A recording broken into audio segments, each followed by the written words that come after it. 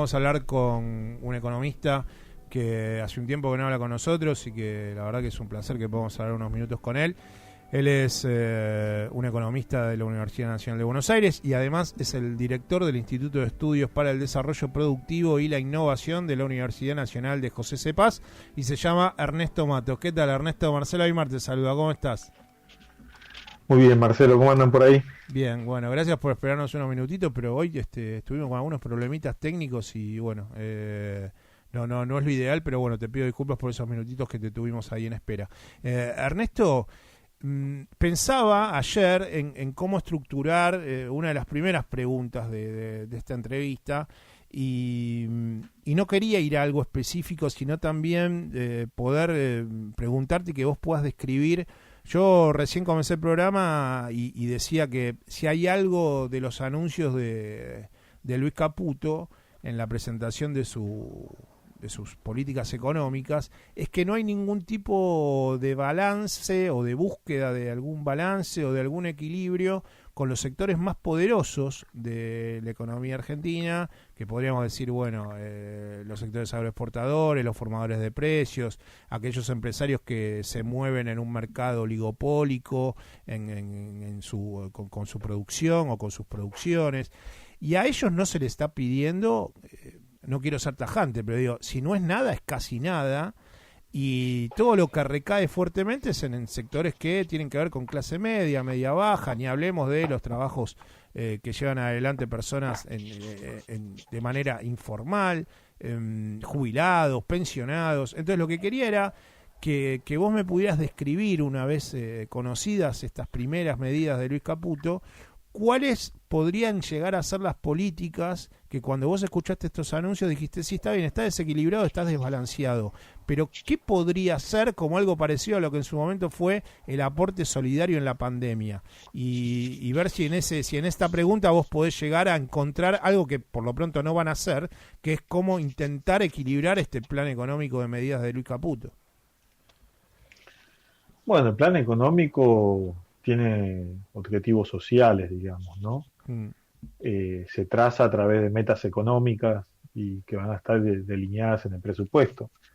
Cuando el ministro de Economía y el presidente de la Nación se ponen de acuerdo en derogar la actualización de jubilación, es porque antecede que más del 50% de lo que se gasta en presupuesto es para jubilaciones, o sea, para la seguridad social.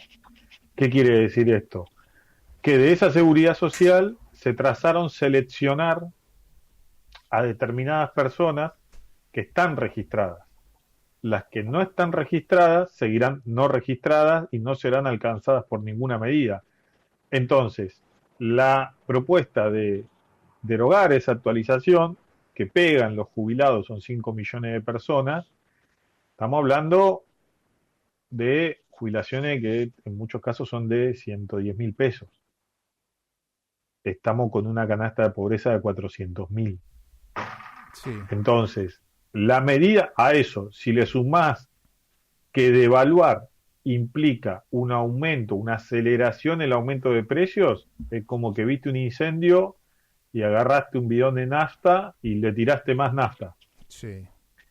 O sea, si querés te lo pongo de otra manera, cuando querés hacer el asado y le tiraste un poquito de alcohol para querer prender el fuego y te quemaste la mano.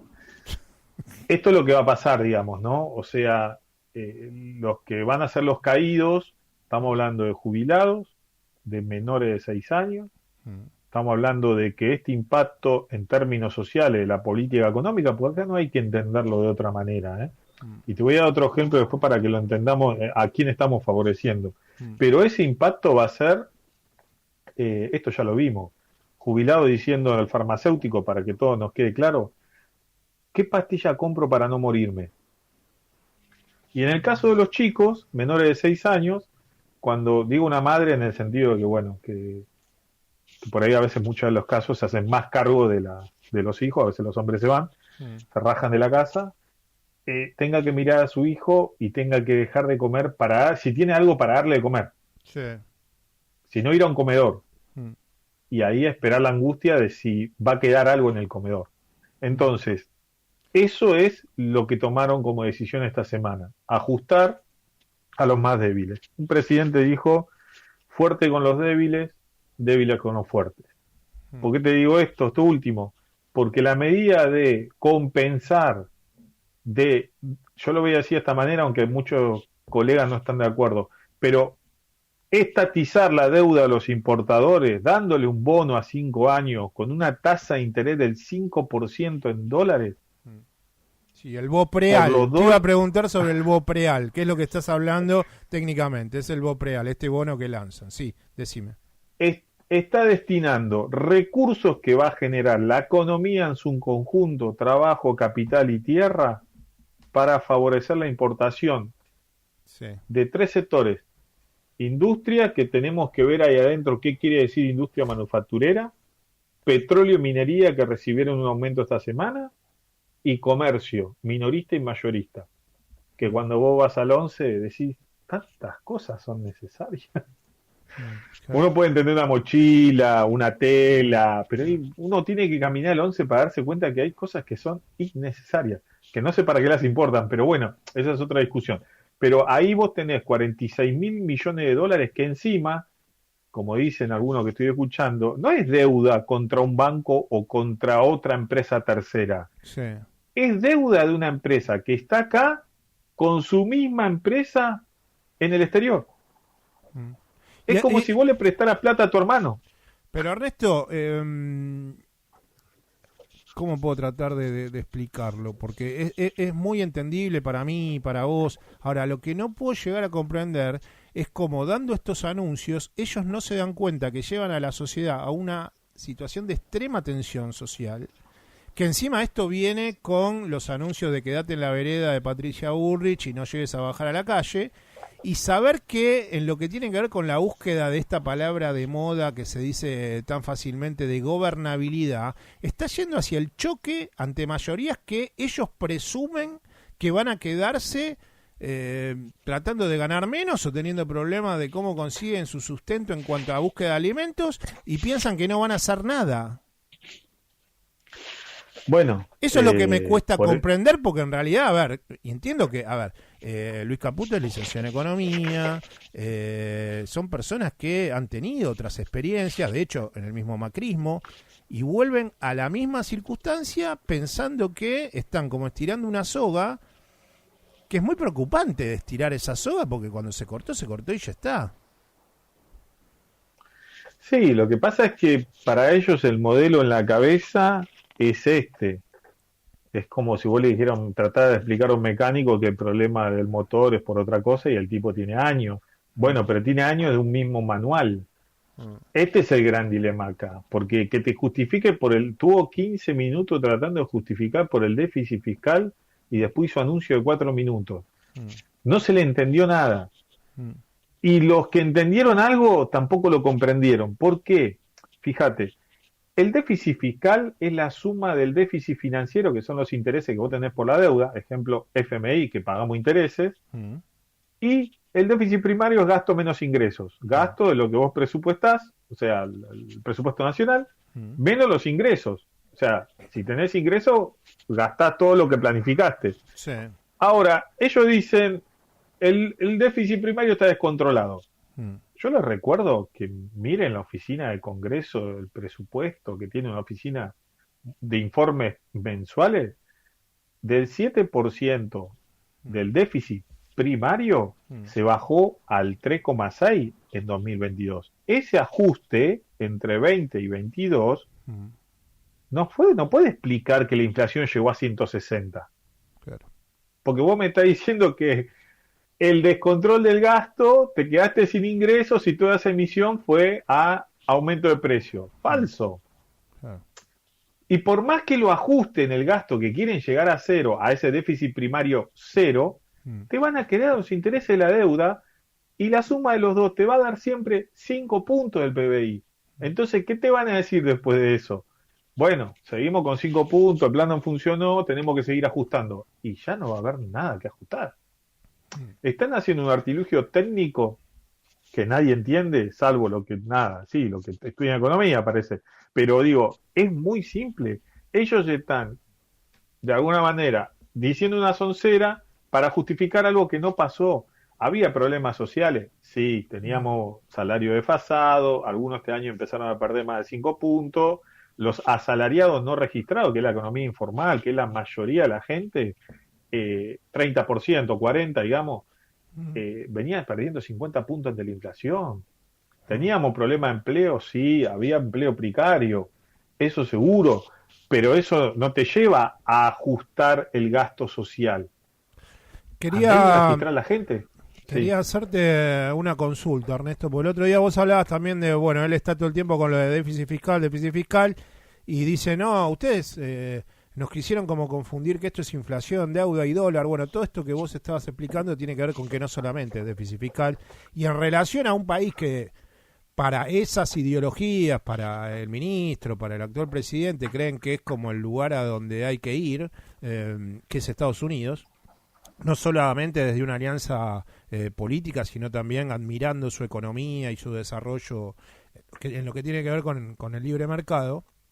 Te voy a hacer escuchar a un economista que en realidad es banquero y que se llama Richard Bagg y que salió en un documental de la Deutsche Welle esta semana, en un documental que si querés podés verlo y lo puede ver también la audiencia, que habla sobre la crisis de deuda que está teniendo el planeta y que los países están generando, las grandes economías, cada vez mayor capacidad de deuda. Esto endeuda también a los habitantes de estos países europeos, de Estados Unidos, que están cada vez más ahogados. De hecho, yo me enteré en ese documental que si vos en Estados Unidos tenés una deuda que no podés pagar, en algunos estados terminás en una cárcel preso, que es la cárcel de deudores. Yo no sabía que en algunos estados se llegaba a esa situación. Bueno, en ese contexto te quiero hacer escuchar a este banquero y que habla sobre algo que me gustaría tratar de poder después analizar, que es, ellos hablan de nosotros vamos a ir hacia un ajuste, hacia una caída, un ordenamiento,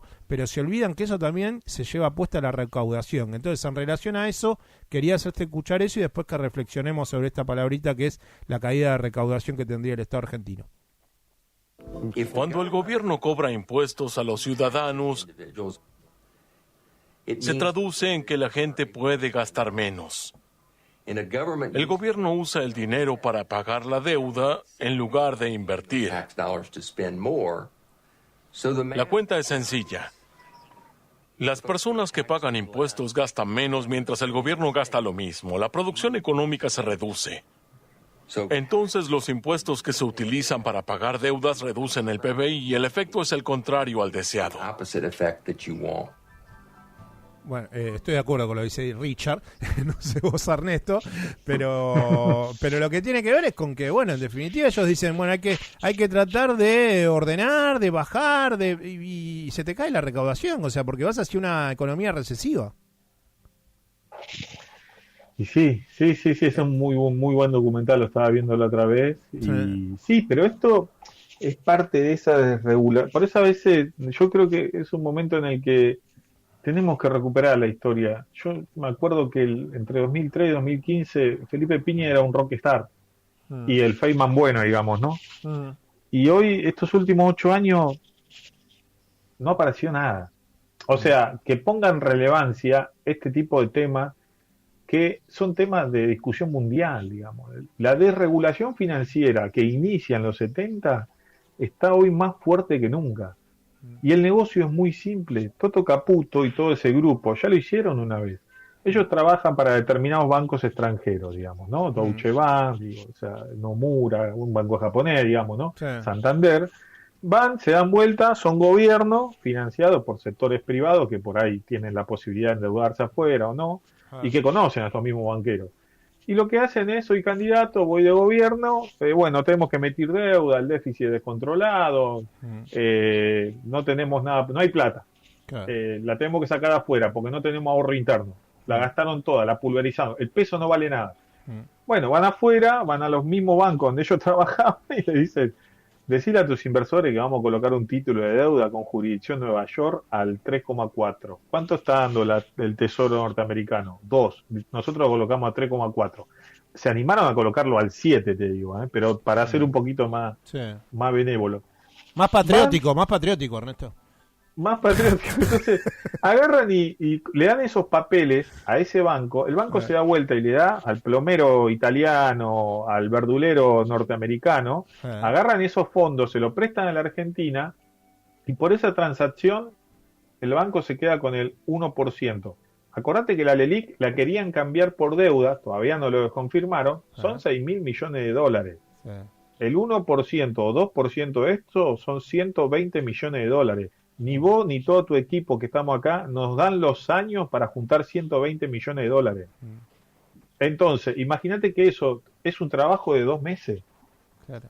Porque una vez que descontrolen toda la economía, y ahí sí tiene sentido lo que dicen ellos, esto lo hicieron para pulverizar el peso. Una vez que toda la gente esté de acuerdo, bueno, pero al final no valía nada, que el déficit, que la emisión con rezago, toman por estúpida a la gente. Eso del rezago es un término técnico, no se aplica a ningún lado. Imagínate si Perón tuviera que haber tomado una decisión y le hubieran dicho, no, general, el rezago. ¿Se entiende? O sea... Es que yo lo entiendo y por eso me pongo nervioso, y por eso te llamo, Ernesto, y sé que vos estás en la misma. Ese es el inconveniente. Pero es que esto es lo que asistimos. Hay tecnócratas que están vinculados a negocios financieros internacionales, y te voy a sumar otro dato. El 20% de la deuda del sector privado argentino es con un acreedor que se llama Estados Unidos. Si vos tomás que toda la deuda del sector privado, la mitad es entre empresas, son todas norteamericanas. ¿Quiénes son los que visitaron a Milei esta semana? Embajador norteamericano. ¿Con quién fue Milei a Estados Unidos antes de ser presidente electo? Fíjate qué promiscuidad, ¿eh? Antes de ser nombrado presidente, ya estaba viajando a Estados Unidos con el embajador norteamericano en la Argentina. Y con Luis Caputo, ¿no? Obviamente. Porque ahí terminaron de sellar ciertas cosas, ¿no? Y no le dieron la plata, porque fíjate que ahí me parece que hay un gris donde no consiguieron, el Messi de las finanzas no consiguió la plata todavía. Para mí todavía están negociando cómo van a hacer para entregar los recursos que están en las provincias a negocios de empresas transnacionales. ¿Cómo van a hacer ese traspaso? ¿Por qué? Porque en esto también hay que ser claro, son tan vagos los liberales, pero en serio que son vagos. Toto Caputo, Milei, por más que se levante a las 7 de la mañana. Al general le decían que se levantaba a las 5, al pedo, pero se levantaba a las 5, digamos, ¿no? No sé para qué. Pero son tan vagos que ni siquiera ellos se quieren poner a trabajar el litio, las economías regionales, acompañar a esos productores, digamos, ¿no? Se lo quieren a otra empresa. Y de lo que estamos hablando acá es de trabajar nuestros recursos naturales. Tenemos litio, hagamos batería. Tenemos investigadores, pongámoslo a trabajar. Tenemos ingenieros, pongámoslo a trabajar. Necesitamos camiones, pongamos al sector automotriz a generar camiones para la batería de litio. Sí. Pero hay tanto trabajo por hacer que a mí me sorprende que quieran dejarle negocio a terceros. Sí, no, vamos a seguir enojándonos, Ernesto, pero dejemos de enojarnos hoy sábado. Yo te agradezco mucho por estos minutos y bueno, te llamaré dentro de algunos meses, como venimos haciendo desde hace años, por suerte. Le decimos a la audiencia que yo la primera vez que lo conocí a Ernesto, lo conocía de obviamente conocer sus entrevistas, su trabajo profesional, pero me lo crucé en la calle, en Corrientes y Callao. Le dije, mira Ernesto, yo soy tal, no sé qué, y tengo un programa, y ahí nos conocimos, creo que era verano también. Así que te mando un abrazo, la admiración de siempre, y bueno, buen fin de semana. Gracias. Bueno, muchas gracias, un saludo a todos, hasta luego. Chao, Ernesto. Quien está hablando con nosotros era Ernesto Matos, economista de la UBA y actualmente es director del Instituto de Estudios para el Desarrollo Productivo y la Innovación de la Universidad Nacional de José C. Paz.